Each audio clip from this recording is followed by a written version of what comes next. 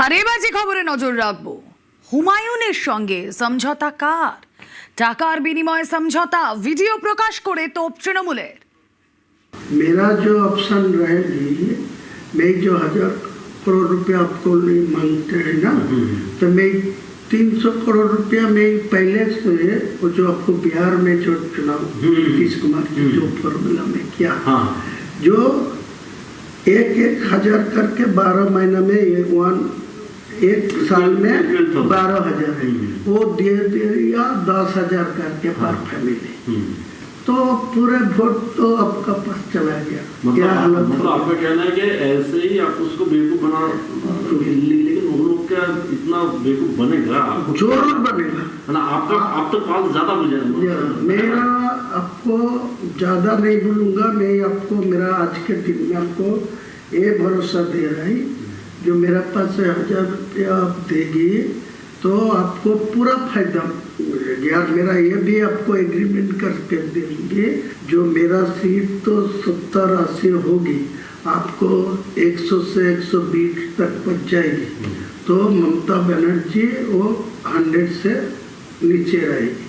तो मैं साफ चुनाव को बाद लोगों को समझाएगी, जो सेंट्रल में बीजेपी है, इनको 3 टर्म्स जो ममता बनर्जी था, कोई डेवलपमेंट नहीं हुआ मुसलमान के लिए, कोई डेवलपमेंट बंगाल में नहीं है। 100 का गारंटी दिया, जो 100 दिन का जो काम लेबर का, वो भी पैसा अभी तक नहीं मिला ठीक ठाक से।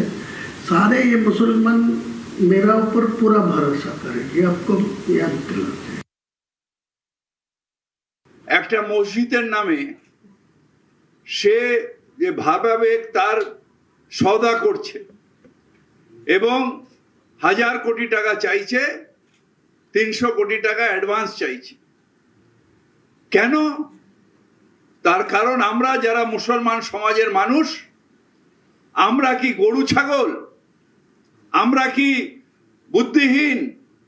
আমরা কি এতই ধাবাবেগ যে এই রকম মানুষ আমাদের ধর্মীয় আবেগকে বিক্রি করে দেবে আর আমরা সেটাকে হজম করব? দেখার পরে বিজেপির হাতে মুসলমানের সম্মান বিক্রি করে দেবার ষড়যন্ত্র করছে। আমি নিজে মুসলমান হয়ে সব ধর্মকে সম্মান করি এবং বলি সব ধর্মকে সম্মান করি, তাই নিজের ধর্মকে মানি এবং এই ধর্মকে বিক্রি যারা করবে তাদের ছাড়বো না। বাংলায় বড় ষড়যন্ত্র, আর এই বড় ষড়যন্ত্রে জড়িত কেন্দ্রীয় নেতারা, ভিডিও প্রকাশ করে তোপ তৃণমূলের। मैं तो पहले से ही बोल रहा है, मैं चुनाव में मुद्दा उठाया, जो आज का दिन में डायरेक्ट कोई टीएमसी को 150 में पहुंच देना चाहिए, तो भी बाबरी मस्जिद नहीं होने देगा।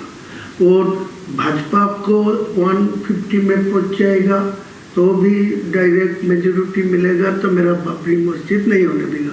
इसीलिए मैं बोला 294 में मैं 100 दो और वो 100 मिले भाजपा को, तो 94 टीएमसी को मिले, तो मेरा सीएम जो ही बनेगी मेरा निर्णय भूमिका में रहेगी। मेरा तो अगर आपको 70-80 सीट मिल गया तो भाजपा से वो तो जय चीफ मिनिस्टर बने, मेरा तो सपोर्ट लेना ही चाहिए। वही हम बोल रहे हैं कि आप मान लीजिए टीएमसी को भी 150 के आसपास मिल गया, उसको भी मिल गया, तो आप सपोर्ट आप उस वक्त किसको? अगर टीएमसी की तरफ चला गया तो कहीं नहीं जाएगी। मैं तो आपको इसीलिए देखिए, आपको कोई सपोर्ट देने का कोई प्रॉब्लम होते तो मैं आज के दिन में सब बोलते, आपको साथ कोई बैठने नहीं चाहते, आपको साथ कोई पैसा भी नहीं देना चाहते। मैं इतना ईमानदार आदमी है, मेरा 62 उम्र है, मैं किसी को पैसा लेके किसी को साथ कोई भी करप्शन में जुटा नहीं है।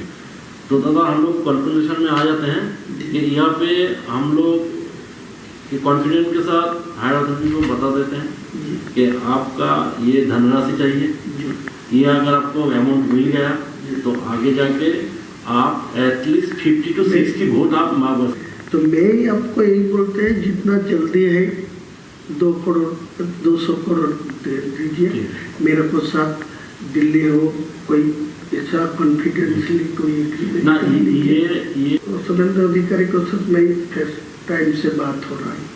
मैं फर्स्ट टाइम सब शुभेंदु सब मेरा है, वो आपको पूछ लेगी तो मालूम हो नहीं, जाएगी। हम बोला है कि ये जो फंड मतलब आपके पास आएगा, तो ये फंड आपको थ्रू शुभेंदु अधिकारी हमको लेना है या आप डायरेक्ट इसका हैंडल करेंगे? डायरेक्ट करना तो चाहिए। वो कॉन्फिडेंस शुभेंदु अधिकारी मुझे बताया जो आपको दिल्ली लेके जाओगे, दिल्ली को जो बंगाल का जो इलेक्शन के जो मोहन यादव जी मुझे बताया जो पीएमओ के साथ वो डायरेक्ट रिलेशन में है और वो हिमंत बिश्व शर्मा जी असम का चीफ मिनिस्टर भी उनको साथ है।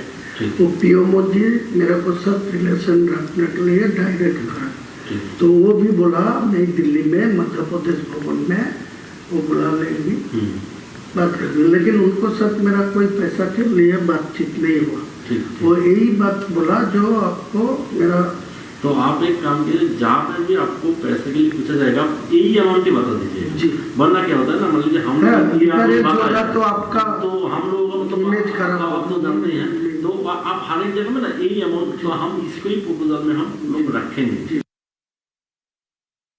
এই ভিডিওতে হুমায়ুন কবির বলছেন 1000 কোটি টাকার তাকে দেয়া হচ্ছে, 200 কোটি টাকা অ্যাডভান্স পেয়েছেন, পিএমওর নাম করেছেন এবং আরো কিছু নেতার নাম করেছেন। আমরা স্ট্রংলি ইনভেস্টিগেশন এনকোয়ারি ডিমান্ড করছি।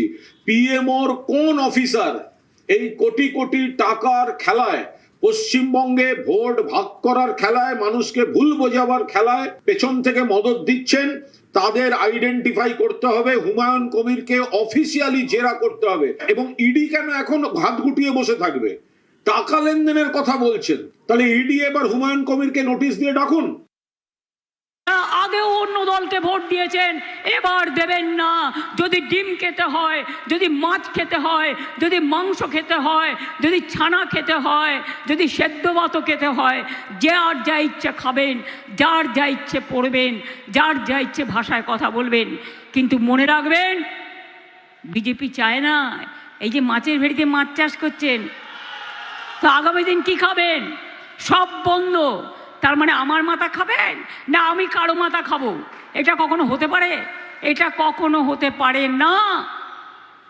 তাই জেনে রাখবেন কোটি কোটি টাকা দিয়ে প্রচার চলছে, ফোনে ফোনে বলছে রেকর্ড করা টেপ, ভোট দিন ভোট দিন।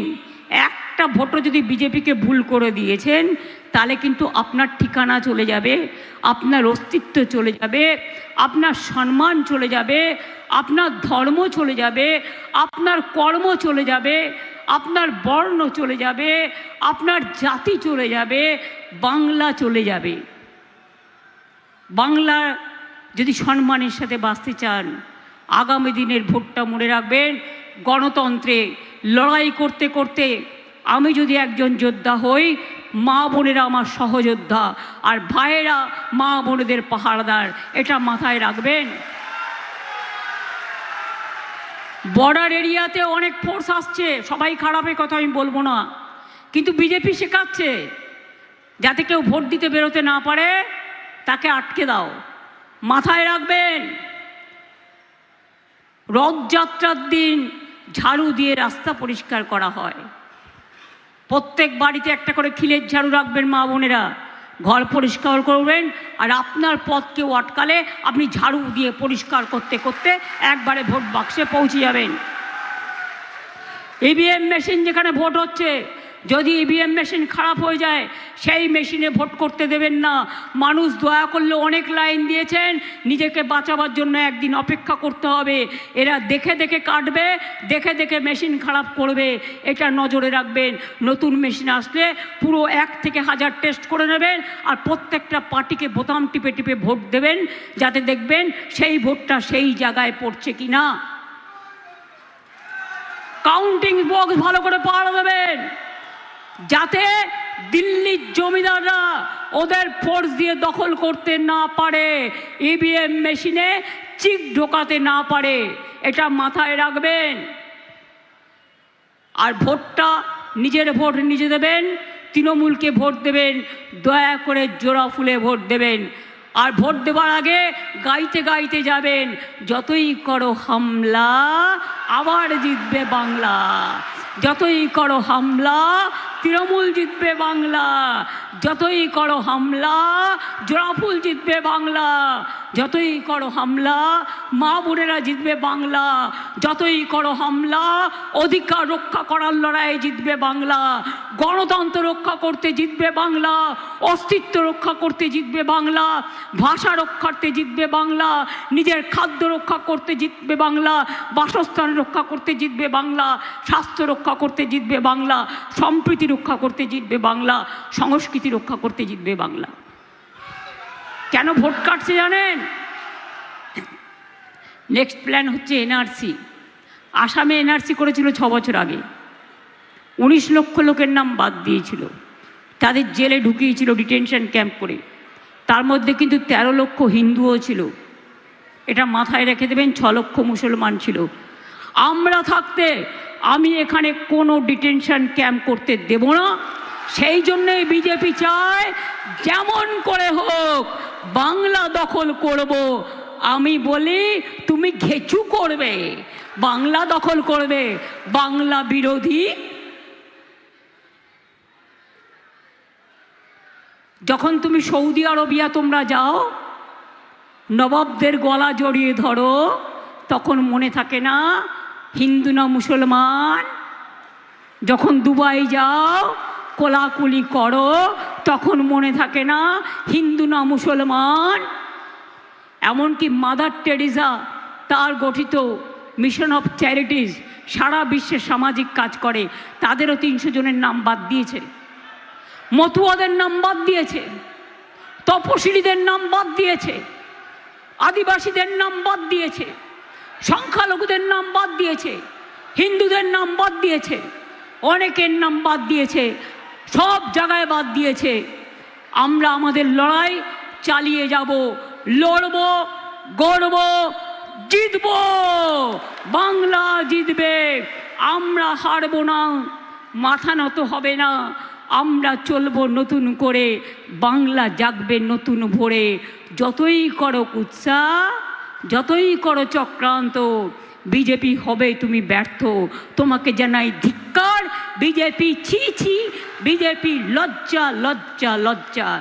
তোমরা বাংলাকে টার্গেট করেছো, বাংলা জিতে আমরা দিল্লিকে টার্গেট করব, এবং দিল্লি থেকে যতক্ষণ তোমাদের সরাতে না পারবো এই দেশ রক্ষা হবে না।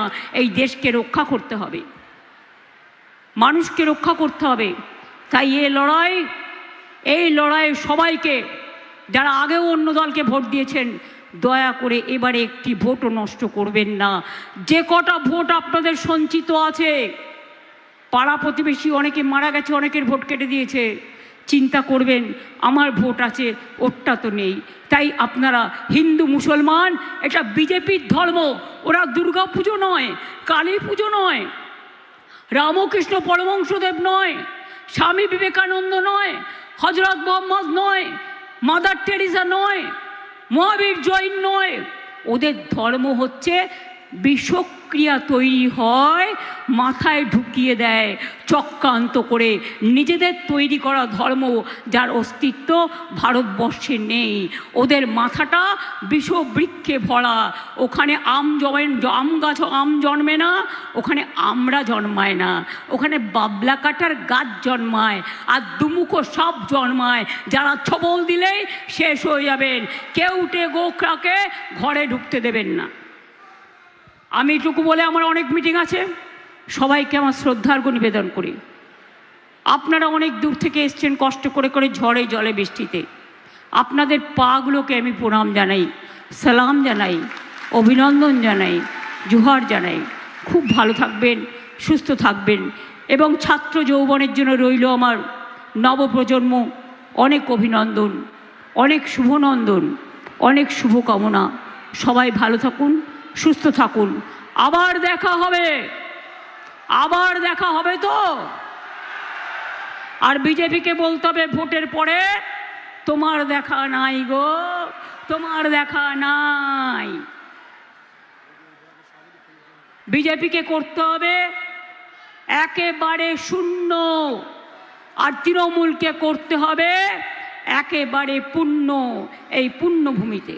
আমি এটুকু বলে আপনাদের সকলকে প্রণাম জানিয়ে, সালাম জানিয়ে, জয় জোহার জানিয়ে আমি সকলকে বলবো ভালো থাকবেন, সুস্থ থাকবেন। জয় হিন্দ, বন্দে মাতরম, ইনশাআল্লাহ, জয় জোহার।